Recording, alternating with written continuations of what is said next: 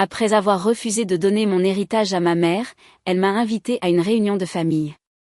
Quand je suis arrivée, des avocats étaient là, prêts à me forcer à signer les papiers pour tout leur céder.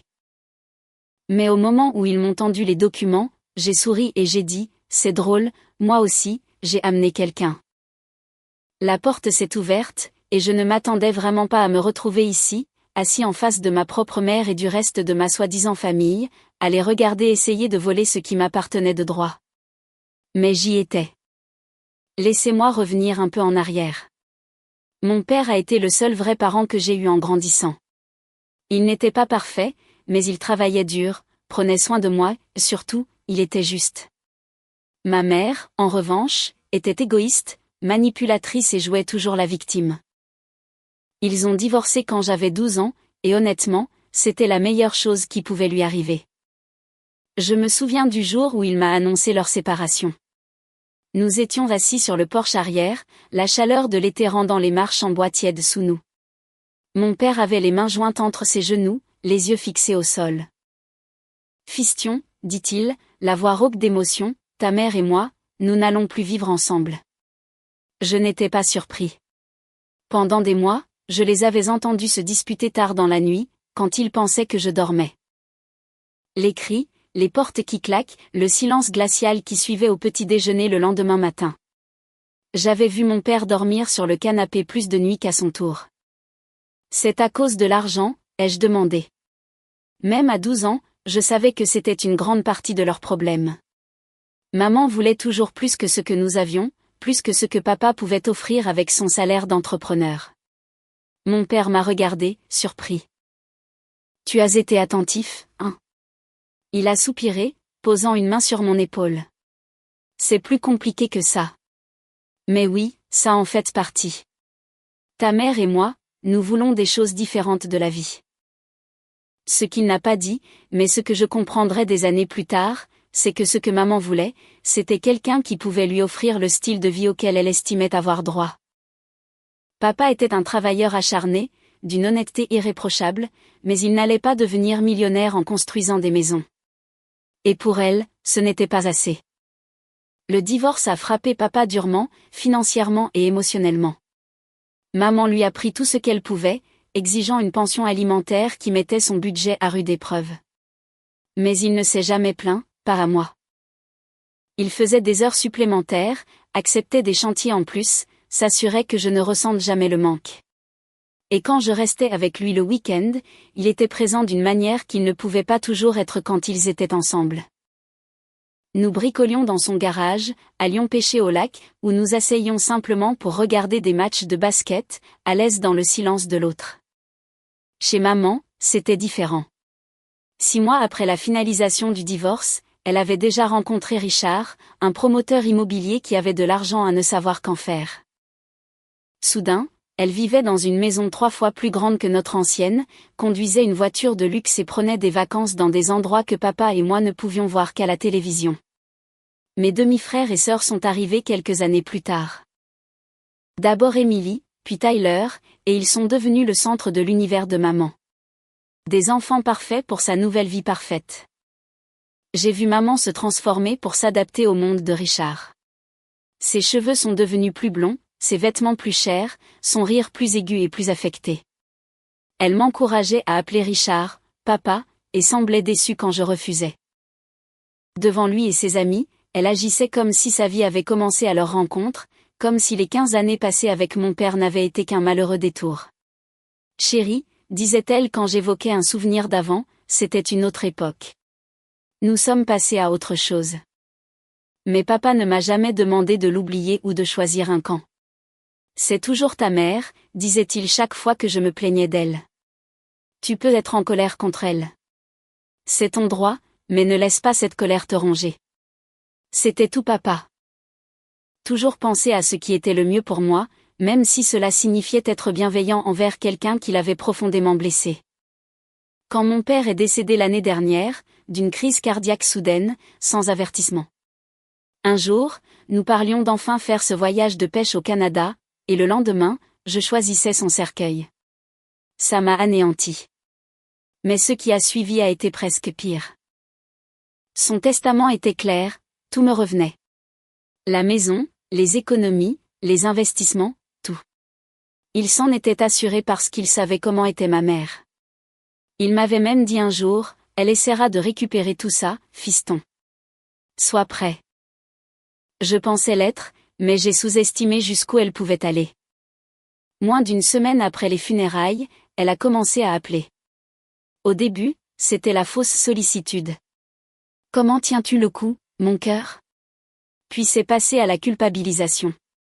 Tu sais, sans moi, tu n'aurais pas eu la vie que ton père t'a donnée. Et finalement, les exigences directes. Tu dois faire ce qui est juste et partager avec ta famille. Par « famille », elle entendait elle-même, son mari, qu'elle avait épousé 2 ans après avoir quitté papa, et leurs 2 enfants en or, mes demi-frères et sœurs. Des gens qui adressaient à peine la parole à mon père.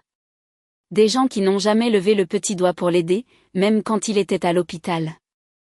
Je lui ai dit non, encore et encore. C'est là que les choses ont mal tourné. Elle a commencé à se présenter chez moi sans prévenir, en frappant à la porte. Je me souviens particulièrement bien d'un soir. Je venais de rentrer du travail, épuisée après une journée de 10 heures. Tout ce que je voulais, c'était une douche et un peu de paix. Au lieu de cela, j'ai trouvé ma mère sur mon perron, sa Mercedes garée dans mon allée, bloquant ma voiture. Nous devons parler, dit-elle en me bousculant avant que je puisse l'arrêter. Elle portait une de ses tenues de créateur, quelque chose en cachemire et de couleur crème qui coûtait probablement plus que mon loyer mensuel. Ses cheveux étaient parfaitement coiffés, son maquillage impeccable, mais ses yeux étaient durs et calculateurs. Maman, je suis fatiguée. On peut faire ça une autre fois? Elle m'a ignorée, arpentant mon petit salon comme un animal en cage. Ça a assez duré, tu ne trouves pas? Ça fait 3 semaines depuis les funérailles. Il est temps d'être raisonnable. Raisonnable, ai-je répété, sentant ma colère monter. Comme tu as été raisonnable pendant le divorce, en prenant tout ce que tu pouvais à papa. Son visage s'est durci. C'est de l'histoire ancienne. Il s'agit de maintenant, de ce qui est juste. Ce qui aurait été juste, c'est que toi et ta nouvelle famille parfaite rendiez visite à papa à l'hôpital quand il a eu sa première alerte cardiaque l'année dernière. Ce qui aurait été juste, c'est de répondre à ses appels pour son anniversaire. Ce qui aurait été juste, c'est de lui montrer une once de respect après tout ce qu'il a fait pour toi. Elle a tressailli légèrement, puis s'est reprise. Ton père a fait ses choix, et j'ai fait les miens. C'est de l'eau qui a coulé sous les ponts. Mais cet héritage, il nous concerne tous. Non, ai-je dit fermement. Il me concerne moi. Papa me l'a laissé parce qu'il voulait que je l'aie. Fin de l'histoire. Son expression a alors changé, s'adoucissant en quelque chose qui aurait pu passer pour une véritable inquiétude aux yeux de quelqu'un qui ne la connaissait pas. Chérie, je m'inquiète pour toi. Tout cet argent d'un coup. C'est beaucoup de responsabilités. Tu es jeune. Tu pourrais faire des erreurs. J'ai failli rire. J'ai 32 ans, maman. Pas exactement un gamin. Tu seras toujours mon bébé, dit-elle en tendant la main pour me toucher la joue. J'ai reculé, et quelque chose a brillé dans ses yeux. De la colère, de la frustration. Je ne pouvais pas dire. Pense à ce que ton père aurait voulu. Il aurait voulu que tu partages avec tes frères et sœurs. Non, il n'aurait pas voulu ça, ai-je dit sèchement. Il aurait voulu exactement ce qu'il a mis dans son testament. Que j'ai ce pourquoi il a travaillé, ce pourquoi il a économisé, ce pourquoi il a planifié. Son visage est alors devenu froid. Toute prétention avait disparu. Tu as toujours été têtu, tout comme lui. Très bien. Fais ce que tu veux. Mais souviens-toi, la famille, c'est pour toujours. Tu es en train de choisir l'argent plutôt que les liens du sang. Venant de toi, c'est un comble, ai-je répliqué en me dirigeant vers la porte et en la tenant ouverte. N'est-ce pas exactement ce que tu as fait quand tu es parti? Elle est sortie en trombe sans un mot de plus, mais je savais que ce n'était pas fini. Ma mère n'abandonne jamais facilement, surtout quand il y a de l'argent en jeu. Quand j'ai cessé de répondre à ses appels, elle a demandé à ma demi-sœur de me laisser de longs messages vocaux dramatiques sur la façon dont je détruisais cette famille. Puis sont venues les menaces. Elle a affirmé qu'elle contesterait le testament, qu'elle traînerait l'affaire devant les tribunaux pendant des années. J'ai tenu bon. Puis, sortie de nulle part, j'ai reçu une invitation à une réunion de famille. Ça aurait dû être mon premier signal d'alarme. Ma famille ne se réunissait jamais pour rien, sauf pour créer des drames. Mais il y avait quelque chose de différent. La formulation était étrange, trop formelle. J'ai failli ne pas y aller, mais quelque chose au fond de moi m'a dit que je devais voir ce qu'ils préparaient. L'invitation était sur un papier cartonné couleur crème, du genre qu'on utilise pour un faire-part de mariage. La famille Hansen sollicite votre présence pour une discussion familiale importante, lisait-on, suivie d'une date, d'une heure et de l'adresse de ma mère.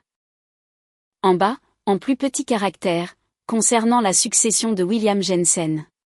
Utiliser le nom complet de mon père comme ça, de manière si impersonnelle, a fait bouillir mon sang. Pour eux, il n'était pas une personne. Il était une succession, un ensemble d'actifs auxquels ils se sentaient en droit de prétendre. J'ai appelé mon meilleur ami, Mike, ce soir-là. Nous étions proches depuis l'université, et il avait été un rock pendant la mort de papa et tout ce qui a suivi. Il prépare quelque chose, lui ai-je dit en arpentant mon appartement. Je le sens. Alors n'y va pas, a simplement dit Mike. Tu ne leur dois rien. Mais si je ne me présente pas, je ne saurai jamais ce qu'ils essaient de faire. Mike est resté silencieux un moment. Alors vas-y, mais sois préparé. Et peut-être, amène des renforts. Cela m'a fait réfléchir. Papa avait toujours fait confiance à son avocate, une femme directe nommée Patricia Ramirez, qui l'avait aidé à rédiger son testament et avait géré ses affaires pendant des années. Je l'avais rencontrée après la mort de papa, et elle avait été claire sur tout. Le testament était solide. Ma mère n'avait aucun droit. Toute la paperasse était en ordre.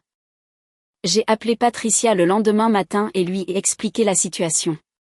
Elle a écouté sans m'interrompre, puis a dit, ça ressemble à un guet-apens. Si vous y allez, je viens avec vous. Mais ne dites rien sur ma présence à l'avance. Vous pensez qu'ils sont si sérieux que ça, ai-je demandé, surpris par son offre d'aide immédiate. Votre père a été très clair sur ses volontés, a-t-elle répondu. Il m'a aussi mise en garde contre votre mère. Il a dit qu'elle essaierait quelque chose comme ça s'il mourait le premier. Je lui ai promis de m'assurer que son testament serait respecté. Le jour de la réunion, j'avais la nausée. Patricia et moi avons convenu d'arriver séparément. Moi, pile à l'heure, elle, quelques minutes plus tard, une fois la réunion commencée. En conduisant vers la maison de ma mère, les souvenirs ont afflué. Les quelques fêtes de fin d'année gênantes que j'y avais passées adolescent. La façon dont Richard parlait de haut à papa quand il devait interagir pour des événements scolaires. Les comparaisons constantes entre moi et mes demi-frères et sœurs. Je me suis garé dans la rue plutôt que dans l'allée, me laissant une sortie facile. Prenant une profonde inspiration, j'ai marché jusqu'à cette maison où je ne m'étais jamais senti le bienvenu et j'ai sonné.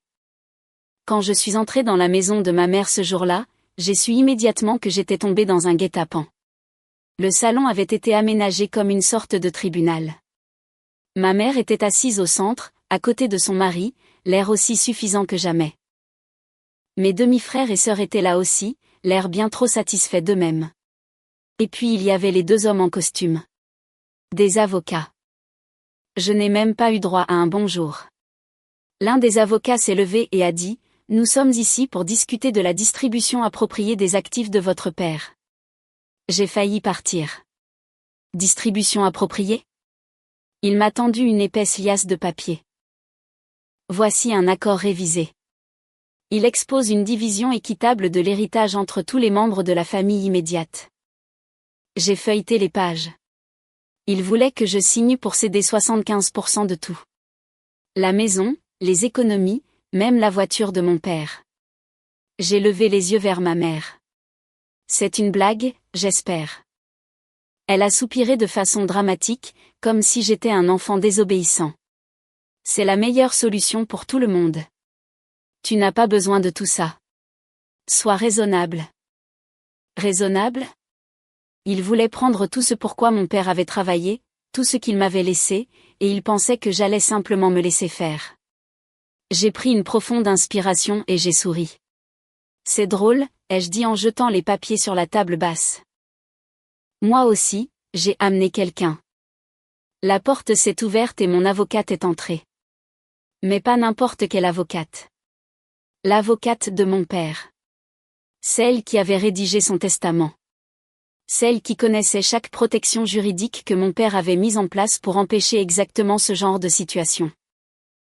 Le visage de ma mère est devenu blême. Son mari s'est agité inconfortablement sur son siège. Mon avocate n'a pas perdu de temps. Elle a ramassé leur soi-disant accord et l'a feuilleté. Puis, sans lever les yeux, elle a dit, « C'est mignon. Illégal, mais mignon. » L'un des autres avocats s'est éclairci la gorge. Nous pensons que, étant donné les circonstances, une redistribution. Mon avocate l'a coupé. Laissez-moi vous arrêter tout de suite. Le testament est blindé. Toute tentative de le contester sera tournée en ridicule par n'importe quel tribunal. Et si vous essayez ne serait-ce que de contraindre mon client à signer pour renoncer à son héritage? Nous porterons plainte pour fraude et tentative d'extorsion. Silence de mort. Puis la voix de ma mère, vive et désespérée. Tu ne ferais pas ça.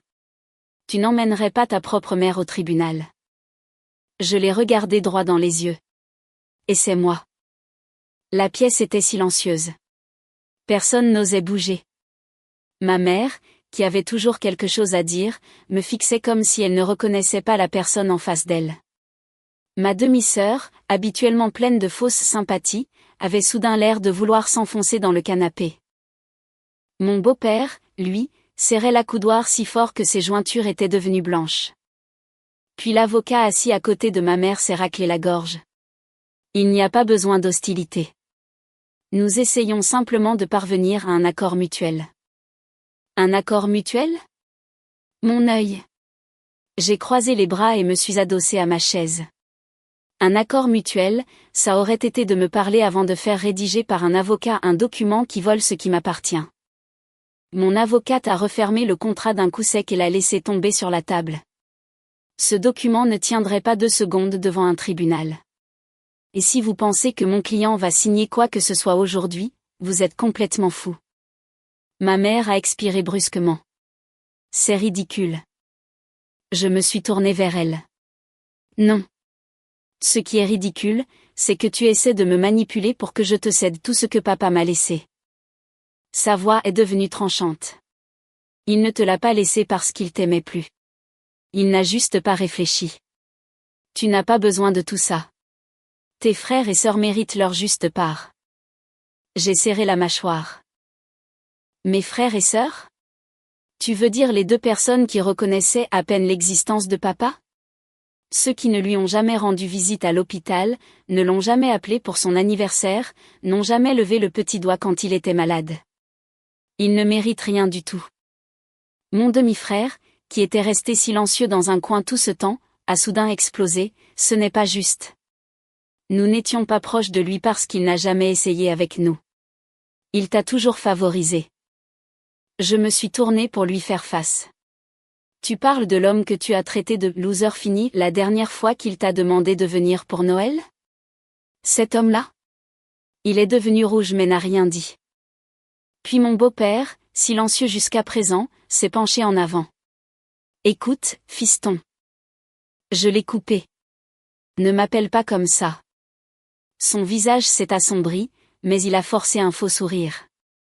D'accord, écoutez. On peut tous rester assis ici à se disputer, ou on peut trouver un moyen pour que ça marche pour tout le monde. Mon avocate a eu un sourire narquois. Oh, nous avons trouvé un moyen pour que ça marche. Ça s'appelle suivre le testament. Puis, mon avocate a sorti un dossier de sa mallette. Elle l'a fait glisser sur la table vers l'avocat de ma mère. Ceci contient une analyse juridique complète du testament, des copies des droits de mon client et une mise en demeure. Si vous ou vos clients continuez à harceler mon client pour de l'argent, nous engagerons des poursuites judiciaires. L'avocat de ma mère a feuilleté les pages, son visage devenant de plus en plus sérieux à chaque seconde. C'est à ce moment-là que ma mère a craqué. Elle s'est levée si vite que sa chaise a failli basculer. Tu ferais ça à ta propre famille? Je l'ai regardée. Vous avez cessé d'être ma famille à l'instant où vous avez essayé de me voler. Ses mains se sont crispées en poing. Tu te crois tellement meilleur que nous, n'est-ce pas? Je l'ai juste regardée. Et puis elle a fait quelque chose qui m'a glacé le sang. Elle a souri. Pas un sourire normal, un sourire calculé. Elle s'est rassise, a lissé son chemisier et a soupiré. D'accord, très bien. Elle a fait un geste à son avocat. Nous n'allons pas nous battre. C'était trop facile. Beaucoup trop facile. Mon avocate a dû le sentir aussi, car ses yeux se sont plissés. Bien. Dans ce cas, nous allons prendre congé. Nous avons rassemblé nos affaires et nous sommes dirigés vers la porte. Mais juste au moment où je sortais, ma mère m'a interpellée. Prends bien soin de cette maison, mon cœur. J'ai marqué une pause, je me suis retournée. Son sourire était toujours là. On ne sait jamais quand un accident peut arriver. Les poils de ma nuque se sont hérissés. Je n'ai rien dit, je suis juste sortie. Mais en rentrant chez moi en voiture, ces mots résonnaient dans ma tête. Quelque chose n'allait pas, et j'étais sur le point de découvrir jusqu'où ma mère était prête à aller. Dans la voiture, Patricia m'a regardée, l'inquiétude gravée sur son visage. C'était une menace, dit-elle sans détour. Vous l'avez entendu aussi, n'est-ce pas? J'ai hoché la tête, mes mains serrées sur le volant. Elle n'a jamais été du genre à perdre avec élégance. Documentez tout à partir de maintenant, a conseillé Patricia. Tous les appels, SMS, emails, gardez tout. Si elle se présente chez vous, enregistrez-le. S'il arrive quoi que ce soit à la maison ou à vos biens, signalez-le immédiatement. Vous pensez qu'elle ferait vraiment quelque chose, ai-je demandé, même si je connaissais déjà la réponse. L'expression de Patricia était sombre. Votre père le pensait. C'est pour ça qu'il s'est assuré que le testament soit en béton. Il vous protégeait même après sa mort. Cette nuit-là, je me suis assis dans mon appartement, entouré des papiers de papa, police d'assurance, relevé bancaire, titre de propriété. Tout était en ordre, exactement comme il l'avait laissé. Je me suis surpris à regarder une photo de nous lors de ma remise de diplôme universitaire. Papa, grand et fier dans son plus beau costume, le bras autour de mes épaules, rayonnant devant l'objectif. Maman n'avait pas pris la peine de venir ce jour-là, prétextant qu'Émilie avait un récital de danse qu'elle ne pouvait pas manquer. Je te rendrai fier, papa, ai-je murmuré à la photo. Je ne les laisserai pas prendre ce que tu as bâti. J'ai à peine dormi cette nuit-là. Les mots de ma mère tournaient en boucle dans ma tête. Prends bien soin de cette maison, mon cœur. On ne sait jamais quand un accident peut arriver. Ce n'était pas juste un commentaire. C'était une menace. J'ai essayé de l'ignorer. Peut-être qu'elle faisait juste du cinéma, essayant de me faire peur pour que je doute de ma décision. Mais quelque chose dans ses yeux me disait le contraire. Le lendemain matin, je suis allée voir la maison. Je n'y avais pas encore emménagé. Trop de souvenirs, mais je comptais le faire un jour. C'était toujours la maison de mon père, et l'idée que quelqu'un d'autre y vive me paraissait insupportable. Je suis entrée dans l'allée et j'ai immédiatement senti mon estomac se nouer. La porte d'entrée était grande ouverte. Je savais pertinemment que je l'avais verrouillée. Je suis entrée, le cœur battant. La maison avait été saccagée. Les coussins du canapé éventrés. Les tiroirs arrachés et leur contenu vidé sur le sol. La photo encadrée de mon père, brisée. Et au milieu du salon, écrit à la bombe de peinture rouge sur le mur, un seul mot, voleur. J'ai serré les poings. Je n'avais même pas besoin de deviner qui était derrière tout ça. J'ai sorti mon téléphone et appelé la police. En attendant, j'ai inspecté le reste de la maison. Les dégâts étaient importants, mais rien ne semblait avoir été volé. Ce n'était pas un cambriolage. C'était un message. Marcher à travers les décombres de la maison de papa, c'était comme une seconde perte. Chaque cadre photo brisé, chaque coussin lacéré, chaque tiroir renversé était une violation. Dans sa chambre, j'ai trouvé le placard saccagé. Ses vêtements jetés au sol, certains découpés en morceaux. Sa boîte à outils dans le garage avait été vidée, marteau et tournevis éparpillés sur le béton. Même l'abri de jardin n'avait pas été épargné. Des sacs de terreau avaient été éventrés, des pots de fleurs fracassés. Mais c'est la cuisine qui m'a le plus touchée. La vieille table en chêne, où nous avions partagé d'innombrables repas, gisait sur le côté, un pied cassé. La porte du réfrigérateur était ouverte, et les photos de famille et les notes qui y étaient aimantées gisaient maintenant, réduites en confettis sur le lino. Je me suis agenouillée, ramassant les fragments, et j'ai trouvé un morceau d'une photo de ma remise de diplôme du lycée. Juste le sourire de papa et un de ses yeux, le reste avait disparu. C'est là que les larmes sont venues, chaudes et soudaines. Je ne pleurais pas seulement pour les dégâts. Je pleurais pour la haine derrière tout ça. La pure méchanceté qui pousserait quelqu'un à détruire non seulement des objets, mais des souvenirs. Quand la police est arrivée, je leur ai tout raconté. Les menaces, la bataille pour l'héritage, la soi-disant réunion de famille. Les agents ont pris des notes, posé quelques questions, mais je sentais qu'ils n'allaient pas faire grand-chose. Sans image de surveillance ou témoin, il est difficile de prouver qui a fait ça, a dit l'un d'eux. J'ai failli rire, comme si je ne savais pas exactement qui était responsable. J'ai déposé plainte quand même. Au moins, je voulais que ce soit consigné. Puis j'ai fait quelque chose que ma mère et sa petite armée de voleurs n'attendaient pas. J'ai installé des caméras. Et pas seulement 2 ou 3 modèles bon marché. J'ai mis le paquet. Des caméras haute définition à vision nocturne, activées par le mouvement, couvrant toutes les entrées possibles. La porte d'entrée, la porte arrière, le garage, et même le couloir à l'intérieur. Puis j'ai attendu. Bien sûr, ils n'ont pas pu s'en empêcher. Après le saccage, je ne pouvais pas me résoudre à laisser la maison vulnérable. Je me suis mis en arrêt maladie et j'ai passé 3 jours à nettoyer le désordre, à réparer ce que je pouvais et à installer le système de sécurité.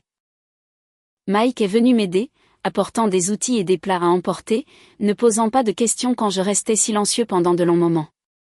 Tu devrais porter plainte, a-t-il dit alors que nous repeignions le mur où « voleur » avait été tagué. Avec quelle preuve, ai-je répondu. Les flics ont déjà dit qu'ils ne pouvaient rien faire. Alors déménage, a-t-il suggéré. Vends cet endroit, prends l'argent et va quelque part où ils ne pourront pas te trouver. J'ai secoué la tête. C'est exactement ce qu'ils veulent. Que j'abandonne, que je m'enfuis. J'ai trempé mon rouleau dans la peinture avec plus de force que nécessaire. C'était la maison de papa. Il adorait cet endroit. Je ne les laisserai pas gagner. Mike m'a regardé longuement, puis a hoché la tête. D'accord. Alors on se bat. Mais intelligemment. Ce soir-là, après le départ de Mike, je me suis assis sur les marches du Porsche fraîchement réparé, regardant la rue calme. Papa et moi avions l'habitude de nous asseoir ici les soirs d'été, à boire une bière et à parler de tout et de rien. Cette maison n'était pas seulement faite de briques et de bois. C'était un témoignage de sa vie, de son travail, de son amour. Je n'allais pas la laisser partir. Le lendemain, j'ai de nouveau appelé Patricia et l'ai mise au courant de ce qui s'était passé. Elle n'était pas surprise, mais clairement alarmée. La situation s'envenime, dit-elle gravement. Avez-vous envisagé une ordonnance restrictive? Est-ce que ça marcherait? Il n'irait simplement être venu. Peut-être pas encore, a-t-elle concédé. Mais cela crée une trace écrite. Et s'il tente autre chose? Quand, l'ai-je corrigé? Pas si. Quand? 4 nuits plus tard, à 2h37 du matin, mon téléphone a vibré avec une alerte, mouvement détecté. Jardin. J'ai bondi de mon lit, attrapé mon téléphone et ouvert le flux en direct. Et elle était là, ma mère, vêtue de noir, rôdant autour de la maison de mon père avec une lampe de poche. Mais elle n'était pas seule. Son mari était avec elle, portant ce qui ressemblait à un bidon d'essence. J'ai senti mon sang se glacer. J'ai appuyé sur le bouton d'enregistrement du flux vidéo et j'ai appelé le 911. 911, quelle est votre urgence? Ma mère et son mari essaient de mettre le feu à ma maison. La répartitrice m'a demandé des détails, mais je l'entendais à peine. J'étais trop occupée à regarder, sous le choc, ma propre mère tendre un briquet à son mari. Puis les sirènes ont commencé à retentir. Ils ont dû les entendre aussi, car ils ont soudain paniqué. Ma mère a arraché le bidon de ses mains et ils se sont tous les deux mis à courir vers la rue. Mais c'était trop tard. Les policiers sont arrivés avant qu'ils ne puissent s'échapper. J'ai regardé à travers la caméra ma mère crier sur les agents, essayant de raconter une histoire comme quoi il vérifiait juste la propriété. Mais l'essence dans sa main disait le contraire. Et quand les agents ont vérifié le bidon, confirmant qu'il était plein de carburant, c'en était fini. Ils ont été arrêtés sur le champ. J'ai conduit directement là-bas, arrivant juste au moment où on les poussait à l'arrière de la voiture de police. Ma mère m'a vue et a commencé à hurler. « Tu m'as piégé. C'est toi qui m'as fait ça. » Je l'ai regardé, la mâchoire si serrée que j'ai cru que mes dents allaient se briser. « Non, maman, ai-je dit, d'une voix calme. C'est toi qui t'es fait ça toute seule. » Elle s'est jetée en avant, mais les policiers l'ont retenue. C'était la dernière fois que je la voyais en face à face. Mais l'histoire n'était pas terminée, car ce qui s'est passé ensuite, c'était le vrai rebondissement. Les flics ont emmené ma mère et son mari en prison cette nuit-là. Je suis restée là, dans le froid, à regarder les gyrophares rouges et bleus se refléter sur le bitume. Mes mains tremblaient encore, non pas de peur, mais de colère. Ils avaient prévu de brûler ma maison.